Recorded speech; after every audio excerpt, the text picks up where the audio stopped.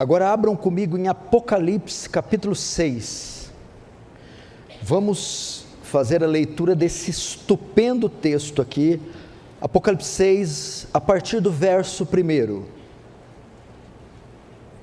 Vi quando o Cordeiro abriu um dos 7 selos, e ouvi um dos 4 seres viventes dizendo, como se fosse voz de trovão, vem. Vi então, e eis um cavalo branco e o seu cavaleiro com um arco, e foi-lhe dado uma coroa, e ele saiu vencendo e para vencer. Verso 3, quando abriu o segundo selo, ouvi o segundo ser vivente dizendo, vem, e saiu outro cavalo, o vermelho, e o seu cavaleiro, e foi-lhe dado tirar a paz da terra, para que os homens se matassem uns aos outros. Também lhe foi dada uma grande espada. Verso 5, quando abriu o terceiro selo, ouvi o terceiro ser vivente dizendo, vem. Então vi, eis um cavalo preto, e o seu cavaleiro com uma balança na mão, e ouvi como que uma voz no meio dos 4 seres viventes dizendo, uma medida de trigo por 1 denário, 3 medidas de cevada por 1 denário, não danifiqueis o azeite e o vinho. Quando o Cordeiro abriu o 4º selo, ouvi a voz do 4º ser vivente dizendo, vem, e olhei e eis um cavalo amarelo, e o seu cavaleiro sendo este chamado Morte, e o inferno o estava seguindo, e foi-lhe dada autoridade sobre a 4ª parte da terra, para matar a espada, pela fome, com a mortandade, e por meio das feras da terra. Até aí, nossa exposição vai ser até o verso 8, deixa aberto a Bíblia e não feche, feche apenas os olhos, vamos orar mais uma vez. Pai Santo, vamos a Ti no nome do Teu Filho Jesus, cônscios da nossa pequenez e da nossa urgente necessidade de graça, cônscios da Sua grandeza e majestade, de que sem Ti nada podemos fazer. Tem compaixão de mim e dessa gente que está Te ouvindo, e permeia todo esse salão com Tua graça, com Tua glória, com Teu amor. Toma mentes e corações agora, em temor e tremor e santa reverência, diante daquele que fala entre nós. Faz Teu reino avançar, Senhor, receba a glória para Si, e nos conforma à imagem do Seu Filho, em nome de Jesus, amém.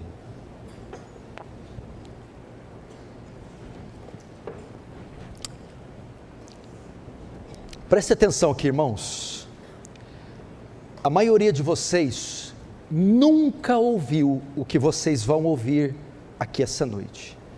Nós estamos diante de um dos textos mais fortes e mais aterrorizantes de toda a Escritura.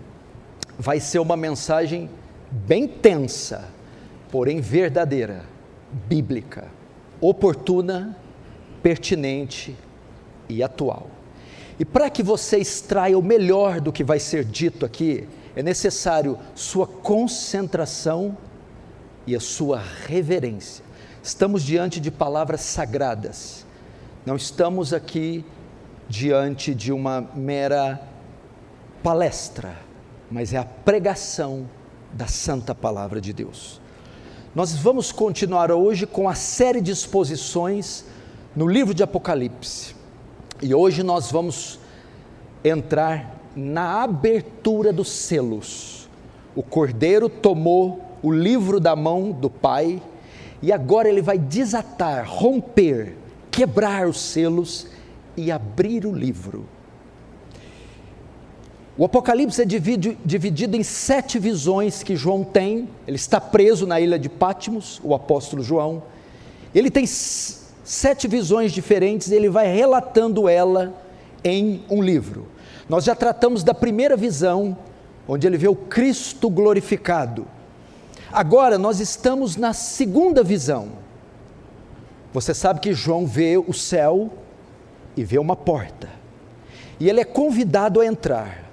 João então entra e vê os céus, vê o trono de Deus, vê Deus se assentado e começa a relatar as coisas que ele vê. Agora, nós estamos na sessão do desatar dos selos. E na abertura dos primeiros selos, os primeiros 4 selos que João rompe, nós temos aqui uma das passagens mais empolgantes e assustadoras de toda a Bíblia. Ele vai mostrar os 4 cavaleiros do Apocalipse. E ela também é uma das mensagens mais mal interpretadas. Muitas pessoas não sabem interpretar o livro de Apocalipse, entender que ele é simbólico, alegórico e não literal. João usa aqui para ensinar o seu público figuras, imagens, símbolos. Agora, para nós sabermos como interpretar esses 4 primeiros selos, os 4 cavaleiros do Apocalipse, nós precisamos voltar um pouco. Voltar aí na sua memória, você que acompanhou a série. Do capítulo 1 ao 3, Cristo está no meio da sua igreja. Ele está examinando ela, corrigindo ela, consolando ela. Ele é apresentado como Senhor da igreja. No capítulo 4, João vê Deus sentado no trono e sendo adorado pelos 24 anciãos e 4 seres viventes. Eu já expliquei o que é. Mostra Deus no trono tendo controle de tudo, controle da terra. No capítulo 5 ocorre o que? Jesus morre na cruz, ressuscita, sobe aos céus e ele vai ser coroado. Nós temos no capítulo 5 a coroação de Cristo nos céus após a sua vitória na cruz. O reino agora é plenamente dele e ele recebe como prêmio pela sua vitória na cruz o livro, o pergaminho com os 7 selos. O que é este livro? É a história do mundo, a história da humanidade. É desde os primórdios, todos os fatos, relatos estão contidos naquele livro. E ele é dado, o Pai dá para o Filho, para o Cordeiro, para Cristo.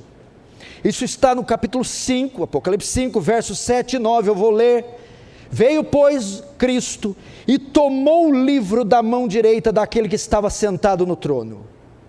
Digno és de tomar o livro e de abrir-lhe os selos, porque foste morto e com teu sangue compraste para Deus os que procedem de toda tribo, língua e nação. Então, capítulo 5 é isso. Cristo vence e recebe por direito a autoridade, o governo, o domínio da história, dos acontecimentos. Isso através de receber o livro. Só que tem um problema. Esse livro, esse pergaminho, está lacrado, fechado com 7 selos. A ideia é plenamente fechado. A história está ali fechada. É então que nós entramos no capítulo 6, texto que eu li. Vamos tratar do quê? O Cordeiro, Cristo, começa a romper, selo após selo. Ele começa a desatar, quebrar, abrir. E ali está contida, de modo que enquanto ele rompe os selos, o livro vai se abrindo. E lá está contida as revelações de Deus, que são os juízos de Deus para essa terra em pecado, e as vitórias do seu povo, da sua igreja. O livro mostra poderes que atuarão diante da história. E os 4 primeiros selos que o Cordeiro rompe são destinados aos 4 cavaleiros do Apocalipse. Vamos começar então no verso 1. Vi quando o Cordeiro abriu um dos 7 selos, e ouvi um dos 4 seres viventes dizendo, como se fosse voz de trovão, vem. Preste atenção. Lembre-se que João está no céu. Ele está vendo coisas no céu. Ele está vendo de um lado o trono, Deus assentado. Ao redor tem 24 anciãos, os cristãos do Antigo Testamento e do Novo, a totalidade da igreja está lá no céu. Os 4 seres viventes, a criação, o cosmos redimido, céus, terra, água, tudo redimido, está adorando. De repente chega e aparece alguém, um cordeiro como tendo sido morto. João vê que ele se dirige até o trono. Quem está sentado no trono está com um rolo na mão. Então esse cordeiro vem e toma da mão do que está sentado o rolo, o livro. Então ele vê agora que o cordeiro começa a desatar e pá! Desata o primeiro selo. Aqui nós temos a primeira lição. O controle da história está nas mãos de Deus, está nas mãos de Cristo. João quer passar a ideia para os seus leitores, porque eles estavam debaixo do quê? Do jugo do Império Romano, era César que estava no poder, e o império mais poderoso reinando, Roma, que estava esmagando os cristãos. Então, João quer mostrar para eles, não, quem está no controle de tudo é Cristo, e não César. Segundo lição que aprendemos aqui, os acontecimentos que estão descritos no livro, no rolo que está sendo rompido, não são para o futuro longínquo, é só lá quando o fim do mundo acontecer. Não, eles vão da primeira até a segunda vinda de Cristo. Eles já aconteceram e continuarão a acontecer e se intensificar. É que nessa hora que João vê o cordeiro com o livro, desatando o primeiro selo, então João ouve um grito lá no céu. O verso 1 diz assim: e ouvi um dos 4 seres viventes dizendo, como se fosse voz de trovão, vem. Então um dos 4 seres grita, vem. Aqui dá 2 interpretações. A primeira, ele está chamando João, João, agora que o primeiro selo foi desatado, vem e veja o que ele vai mostrar. A segunda interpretação, a mais óbvia, é que um dos seres viventes, agora que o selo é rompido, chama o primeiro dos 4 cavaleiros, vem, chegou a sua hora de sair e de cavalgar pela terra. Que cavaleiros são esses? Vamos começar. O verso 2 vai falar do primeiro cavaleiro, mas eu vou deixar ele por último, e você vai saber por quê. Nós vamos começar no segundo cavaleiro, verso 3. Quando abriu o segundo selo, ouvi o segundo ser vivente dizendo, vem, e saiu outro cavalo, vermelho, e o seu cavaleiro. Foi-lhe dado tirar a paz da terra, para que os homens se matassem uns aos outros. Também lhe foi dada uma grande espada. João então vê o cordeiro abrindo o segundo selo, e ele vê um cavalo e um cavaleiro vermelhos. Qual é o significado desse cavaleiro vermelho? A interpretação mais adequada é que ele é o cavalo da guerra, é a guerra. A Bíblia diz que foi dado a esse cavaleiro o poder de tirar a paz da terra. Diz que o fim dos tempos seriam marcados por conflitos armados, guerras e rumores de guerras. Nos últimos tempos, as nações, o mundo, seria marcado por intensas e sucessivas guerras, tempos de conflitos, de turbulências, aquilo que tiraria a paz, países sem paz, e sem essa paz, envolvidos em conflitos, o resultado da guerra, invariavelmente, é morte. Porque o texto diz assim, foi dado tirar a paz da terra, para que os homens se matassem uns aos outros. Por isso o cavaleiro é vermelho. O vermelho aqui é do sangue derramado em razão das guerras.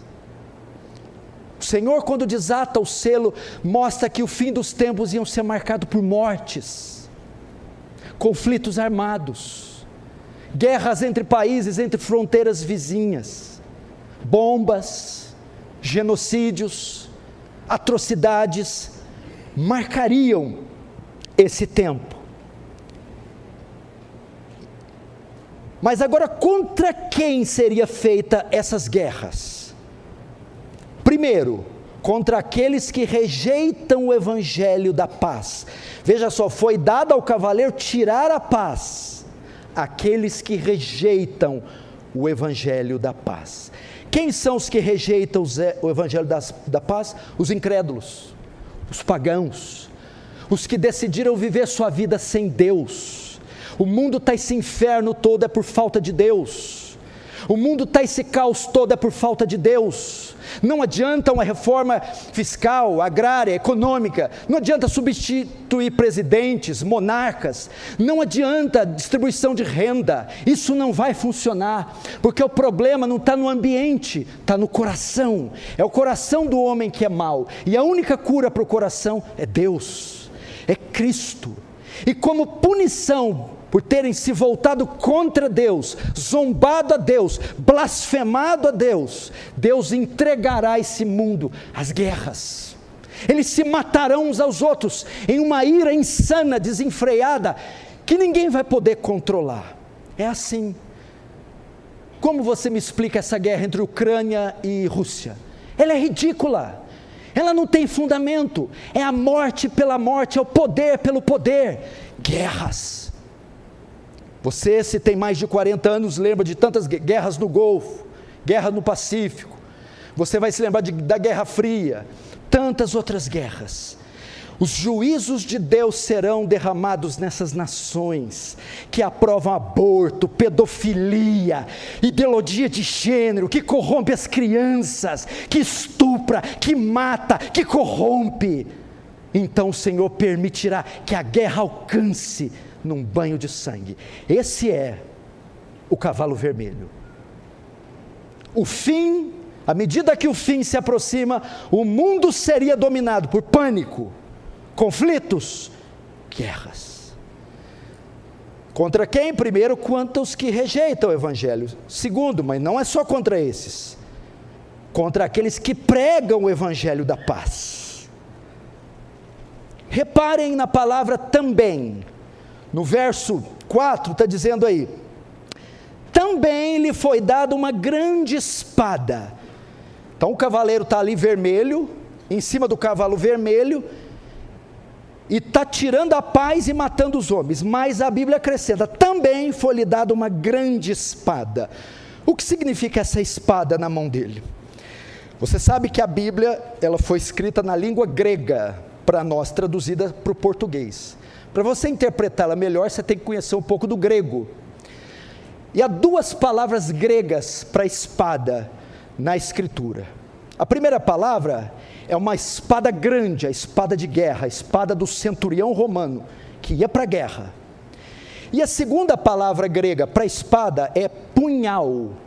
É um punhal para sacrificar a vítima, ou para decapitá-la, para assassiná-la.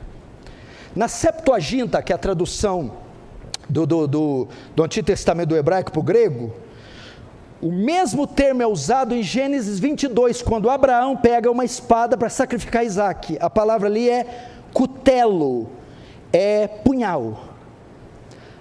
A palavra que aparece aqui para a espada do cavalo vermelho, não é a grande de guerra, é a pequena de punhal. É usada para martírio, sacrifício. O cavaleiro vermelho primeiro mata pela guerra, e depois usa um punhal para sacrificar. Mas quem? Os cristãos. Vai haver morte por guerra no fim dos tempos, e vai haver martírio. A igreja de Cristo será perseguida, receberá a oposição da sociedade ímpia. A pedra no sapato dessa sociedade é a igreja, os valores judaicos cristãos. Os valores éticos e morais da igreja são a pedra no sapato desses governos malditos. Então o que eles têm que fazer para os planos deles serem bem-sucedidos? Eles têm que aniquilar essa pedrinha no sapato. E quem é essa pedrinha? A igreja.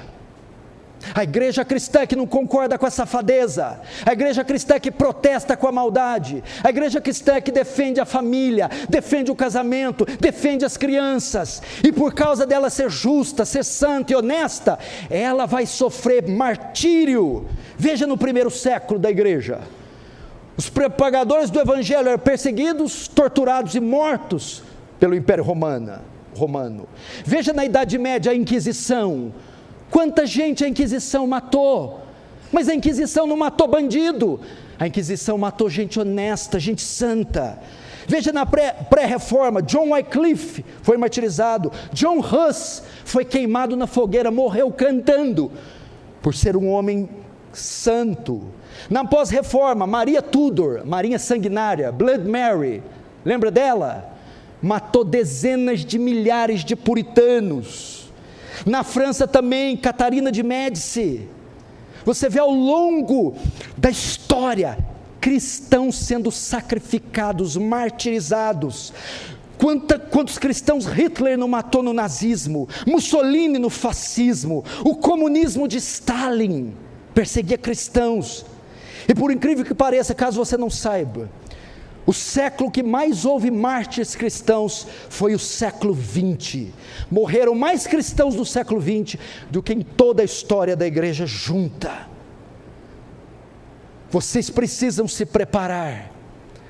Nossa fé vai ser testada. Aquele que quiser viver bem com esse mundo, vai ter que seguir a cartilha corrupta desse mundo. Mas os cristãos que não abrirem mão da sua fé e das suas convicções, sofrerão perseguição. Se prepare. Jesus profetizou isso em Mateus 24, 9, ele diz: então vos perseguirão, e matar-vos-ão, e sereis odiados de todas as nações. Ué, mas por que, Jesus? Por causa do meu nome.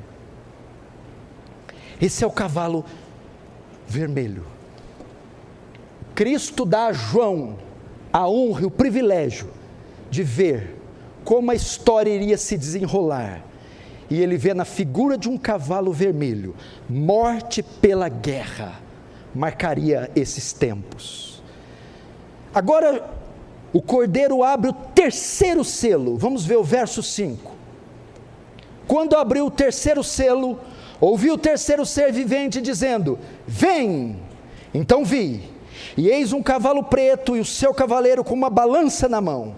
E ouvi como a voz no meio dos 4 seres viventes dizendo: uma medida de trigo por 1 denário, 3 medidas de cevada por 1 denário, e não danifiqueis o azeite nem o vinho. Agora João vê que o cordeiro desata, rompe, quebra o terceiro selo, e ele vê agora um cavalo preto com um cavaleiro.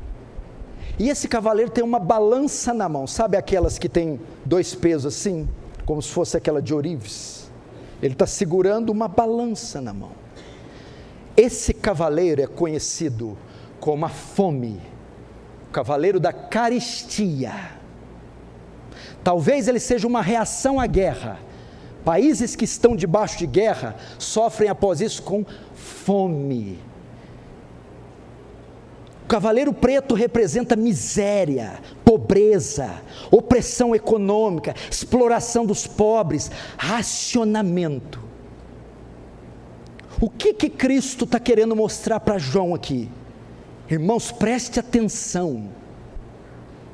Ele está anunciando que haverá escassez de comida na terra. Isso aqui eu não preciso de Bíblia. Cientistas já estão calculando que vai faltar água e comida na terra. À medida que o fim se aproximasse,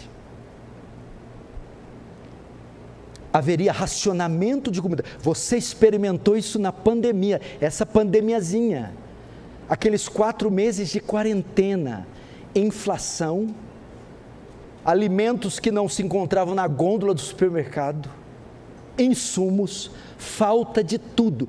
Foi só uma amostra grátis do que está por vir.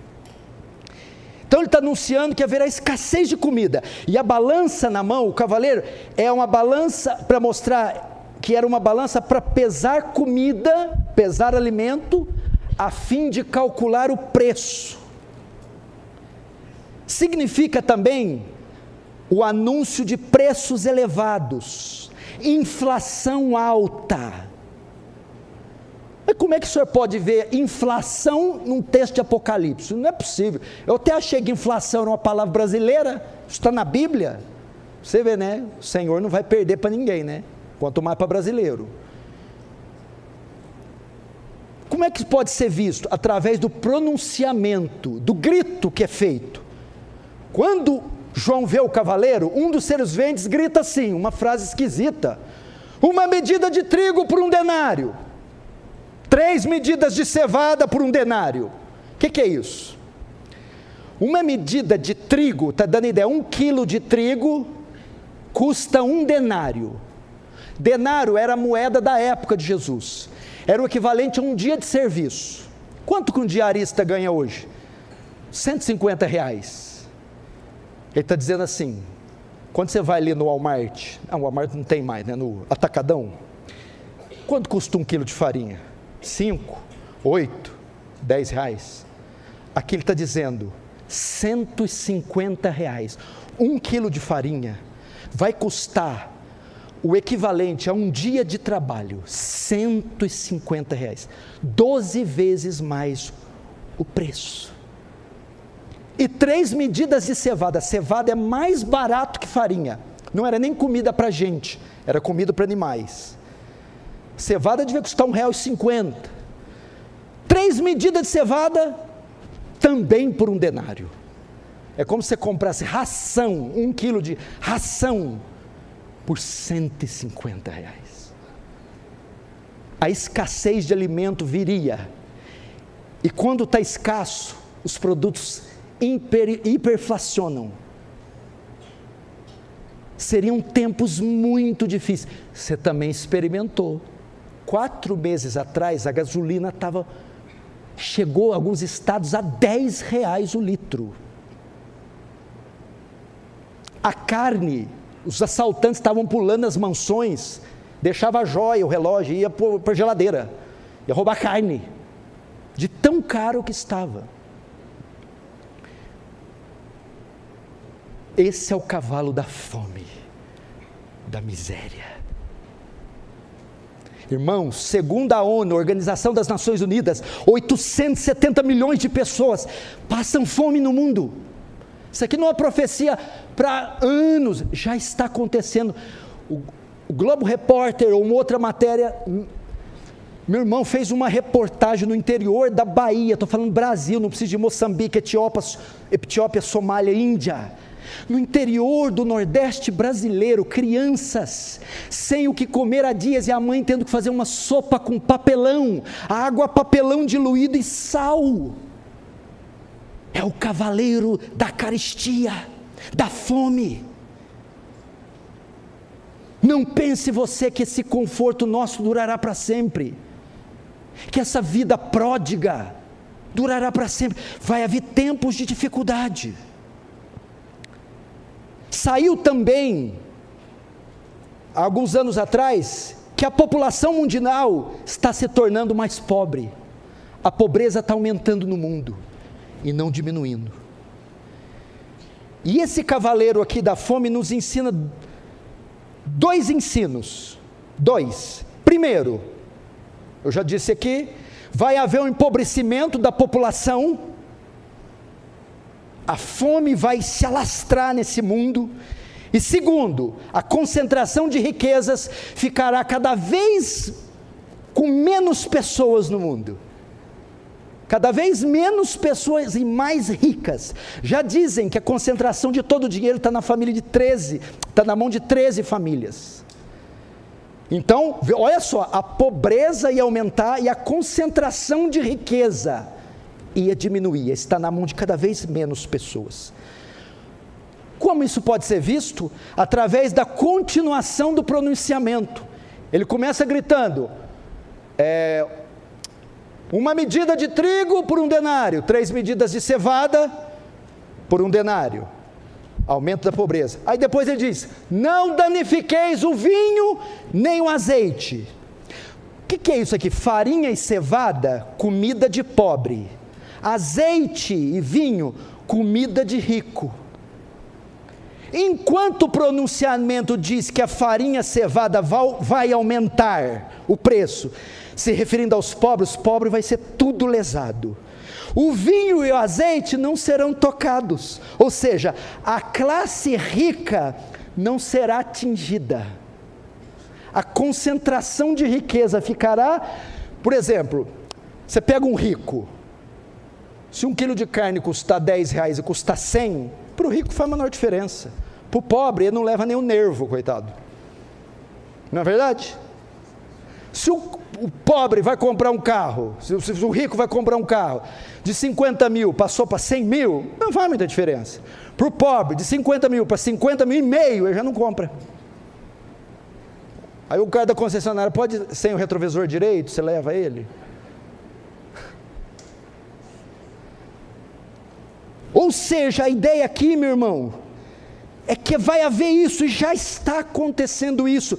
Nações ricas, para você ter uma ideia, queimam alimentos todos os anos para manter os preços lá em cima. O mundo produz comida para matar a fome de todo mundo. Há desperdício de comida aos borbotões. Mas essas nações, para continuarem no poder e deixarem nações pobres na sua servidão, queimam alimentos para mantê-los lá em cima. Fome.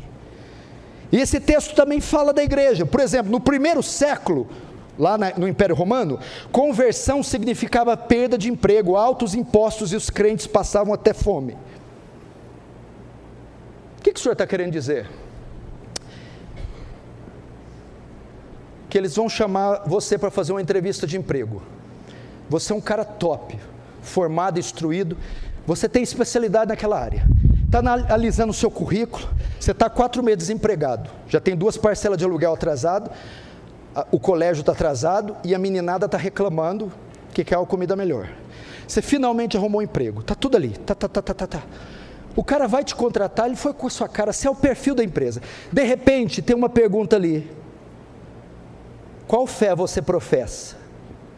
Ué, pergunta estranha. A fé cristã. Infelizmente, eu não vou poder te contratar.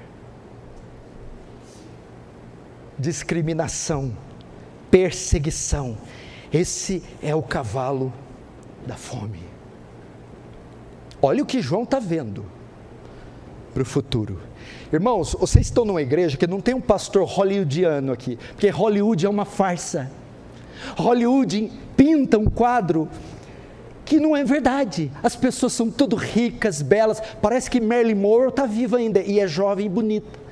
Parece que Frank Sinatra ainda canta, New York, já morreu. As novelas da Globo, a teledramaturgia, aliás, aquela emissora, passa uma falsa ideia de vida, de realidade. A realidade não é essa, gente.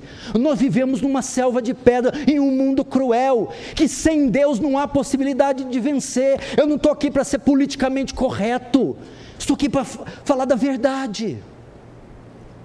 E essa é a verdade. Agora vamos para o 4º selo, verso 7. Quando o cordeiro abriu o 4º selo, ouviu a voz do 4º ser vivente dizendo: vem! E olhei, e eis um cavalo amarelo, e o seu cavaleiro, sendo este chamado Morte, e o inferno estava seguindo, e lhe foi dada autoridade sobre a 4ª parte da terra, para matar a espada, pela fome, com a mortandade, e por meio das feras. Presta atenção aqui. Agora João vê Cristo com o livro, desatando, o 4º selo. E o que ele vê? Ele vê um cavalo amarelo e o seu cavaleiro. Presta atenção, mas o amarelo aqui não é o que mais chega no que João quer mostrar. A palavra grega para amarelo é chloros, da onde vem a palavra clorofila. A cor do cavalo, então, era uma cor amarelo pálido, aquela cor de doente, cor de defunto. Já foi no velório e viu a cor da pessoa no caixão?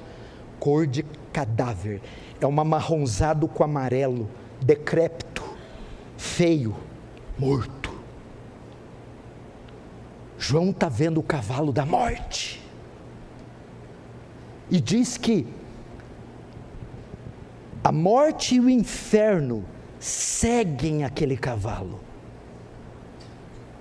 O inferno sempre vem atrás da morte. A palavra inferno aqui é Hades. A morte leva o corpo, o Hades pega a alma. Não é assim? Quando alguém morre, a morte leva para o cemitério, o Hades pega a alma. Tem sido assim ao longo dos séculos. E a Bíblia diz aqui: foi-lhe dada autoridade para ela tirar matar um quarto dos homens. Primeiro você tem que entender que foi dada autoridade a ela. Ela não tem autonomia, foi dada a ela. Ou seja, a morte e o inferno só atuam sobre a autoridade divina. Foi dado, foi conferido, de forma que se não fosse dado, eles não matariam. Mas Deus permitiu isso. Entretanto, será um tempo de muitas mortes. Sabe quantas pessoas morrem por ano no mundo? 54 milhões de pessoas morrem todos os anos. Agora, como virá essa morte? Como esse cavaleiro age? Como é que ele age? João vê aqui que a morte virá de 4 formas. Fala que vai matar a espada, pela fome, mortandade, pelas feras. Primeiro, pela espada. A palavra grega para aquela espada do vermelho era cutelo, era macaira. Palavra grega macaira é o que o cavalo vermelho está carregando. Então era um punhal para martírio. A espada do cavalo amarelo é ronfaia, é a espada usada na guerra. Ou seja, a primeira forma que a morte, que o cavaleiro vai trazer a morte, é pelas guerras, como a gente já viu. Irmãos, desde Roma, quanto sangue não foi derramado? Você pensa, esse cavalo vai vir quando? Ele já veio desde os primeiros séculos. Veja alguns dados aqui. A Guerra dos 30 anos envolvendo a Ásia, Europa e África, ela foi de 1618 a 1648. Número estimado de mortos na Guerra dos 30 anos, 11 milhões e meio de mortos. Guerras napoleônicas envolvendo a Europa e as ilhas do Oceano Pacífico se deram de 1804 a 1815, o número estimado de mortes, 6 milhões e 500 mil vidas. Olha o cavalo amarelo andando, olha o cavalo amarelo ceifando vidas.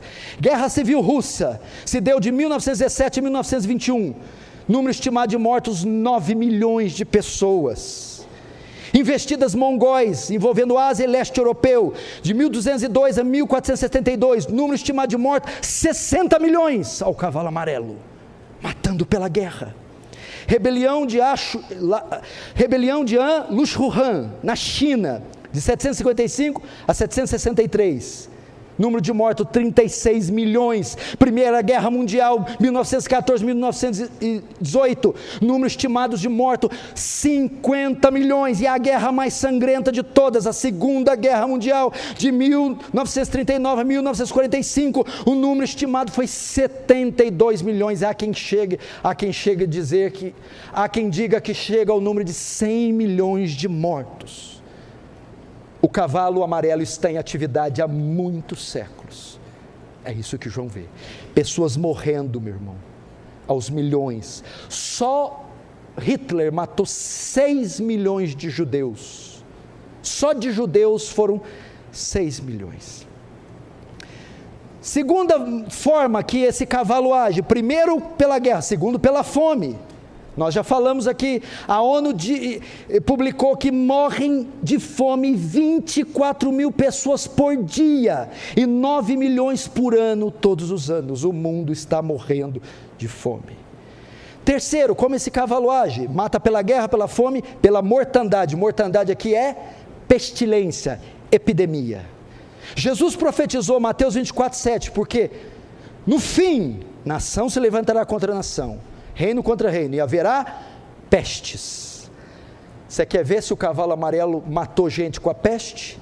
Peste negra, peste bubônica, envolvendo a Europa, 1333 a 1351, matou 50 milhões de pessoas. A tuberculose, de 1850 a 1950, matou 1 bilhão de pessoas. A varíola, de 1896 a 1980, matou 300 milhões de pessoas. A gripe espanhola, de 1918 a 1919, matou 20 milhões de pessoas. Tifo, 1918 a 1922, matou 3 milhões de pessoas. Sarampo, mata 3 milhões de pessoas, até 1963. Malária, 3 milhões de pessoas são mortas por ano. A AIDS, desde que ela nasceu em 1981, quase 30 milhões de mortos até hoje. Esse é o cavalo amarelo. Quarto, diz que mata pelas feras. Você não achou estranho isso aqui, não? Então o cavalo amarelo mata pela guerra, pela fome, pela epidemia, pandemia. E agora pelas feras. Feras aqui dá a ideia do quê? Os cristãos que não se sujeitavam às ordens do império eram jogados aonde? No Coliseu. Quem matava eles? Os leões. O Estado. Muitos serão mortos pelo Estado. Vai lá na Coreia do Sul para você ver, vai na China comunista, vai fazer graça nos países muçulmanos, você é aniquilado. Fim. Pastor, não vai ter nenhuma pontinha de luz aí? Só tragédia, só sangue. A nossa esperança está no último, que na verdade é o primeiro cavalo, o cavalo branco. Vamos ver, a nossa esperança é o cavalo branco. Isso está no verso 2. Vi então, e eis um cavalo branco e o seu cavaleiro com um arco, e foi-lhe dado uma coroa, e ele saiu vencendo e para vencer. Agora João vê o cavalo branco, ele é a nossa esperança. Quem é este cavalo branco? Esse é um dos versículos mais difíceis de interpretar do Apocalipse. Há muita confusão. Alguns identificam esse cavalo branco como sendo o anticristo. Ele vem para trazer uma falsa paz, ele vem camuflado. Mas essa interpretação não é válida, porque o anticristo, o diabo, Satanás, nunca aparece no Apocalipse com as cores brancas. Porque branca simboliza justiça, pureza. Quando João vai se referir ao diabo, usa a cor vermelha. Então, descarte essa ideia. Outra coisa também é que esse cavaleiro tem uma coroa, no grego é Stéphanos, e se aplica apenas aos redimidos, ou figuras divinas. Aquele que coroa, que é coroado por direito. O anticristo não tem direito, ele é um usurpador. E outra característica é que ele é vitorioso e para vencer, são termos para dizer que ele é invencível, fala da invencibilidade desse cavaleiro. Isso não pode ser aplicado ao anticristo, porque ele vai ser derrotado. Segunda possibilidade é que esse cavaleiro branco é o próprio Cristo, porque ele tem coroa, vestes brancas. Essa é a posição reformada, majoritária. Porque lá em Apocalipse 19, João vê um cavaleiro branco de novo, e lá é Cristo. Agora tem uma terceira, e é o que eu defendo. O cavaleiro branco é o Evangelho, mas não é só o Evangelho. Por que é o Evangelho? Vamos entender o contexto. Na cronologia dos selos, o branco vem em que lugar? ele é o primeiro. Mas ele vem após o quê? Após o capítulo 5, a coroação de Cristo. A hora que Cristo é coroado, a primeira obra, atitude que ele tem depois de sentar no trono, é desatar o selo, pá! E o primeiro é o branco. Aqui nós temos a ideia do que pode ser o branco. Antes do 5, onde Cristo está? Na terra. O evangelho, a salvação, ela era restrita só para o povo judeu. Os gentios, os pagãos, não tinham acesso à salvação. Só poderiam entrar na aliança quando Cristo comprasse a entrada deles na aliança. Como que Cristo comprou? Com a morte dele na cruz. Então ele morre na cruz, ressuscita, sobe aos céus, expulsa o dragão de lá, começa então o milênio. Que é o milênio? O período da igreja, a grande comissão. E agora que Cristo venceu, subiu aos céus, a salvação está agora ao alcance de todo mundo. Então ele vai soltar o primeiro cavalo. É o evangelho cavalgando em todo esse mundo, trazendo esperança, salvação para esse mundo perdido. Essa é a ideia. Mateus 28, 28. Todo o poder foi me dado na terra, no céu e na terra, portanto ide e fazei discípulos só de Jerusalém? Não, de todas as nações da terra. Por isso Paulo pode escrever, Romanos 1,16, não me envergonhe do evangelho, pois ele é o poder de Deus para a salvação, tanto do judeu, quanto do grego, do gentio. Então, como eu classificaria esse cavalo branco? É assim, ó. O reino de Deus havia chegado. Junto com o reino, o rei, Jesus. Junto com o reino e o rei, a mensagem do reino. Então esse cavaleiro é o reino, é o rei e é a mensagem do reino. Tá, mas onde o senhor disse que é a esperança? Notem, esses 4 cavaleiros são soltos um atrás do outro, de forma que os 4 estão em atividades, ok?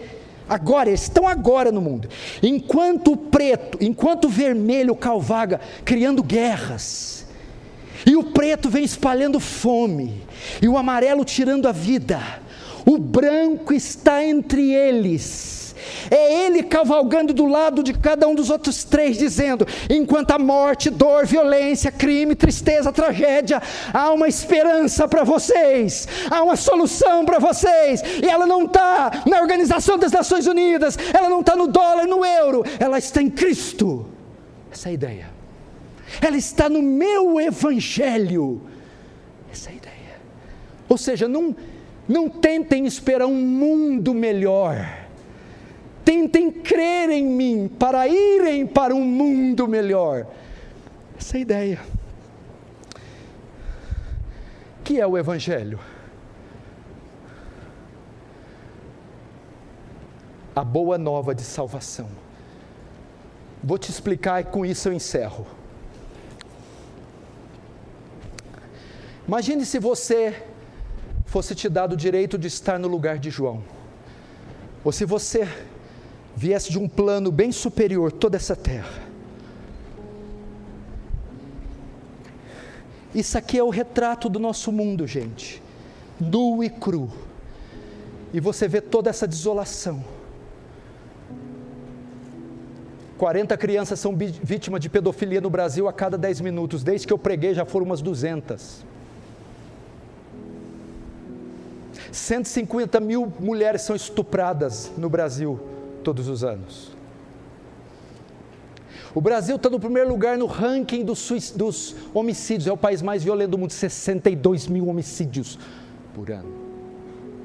Nos Estados Unidos da América, são assassinadas 30 milhões de crianças nos ventres das suas mães, aborto, só nos Estados Unidos. Dinamarca, Suécia, Noruega tem a maior renda per capita do mundo, não tem pobre lá. Campeão de suicídios. Dor. O que o Senhor diz? A esperança está para além dessa vida. Podemos ficar doentes, podemos bater um carro, podemos cair em depressão, mas qual a esperança?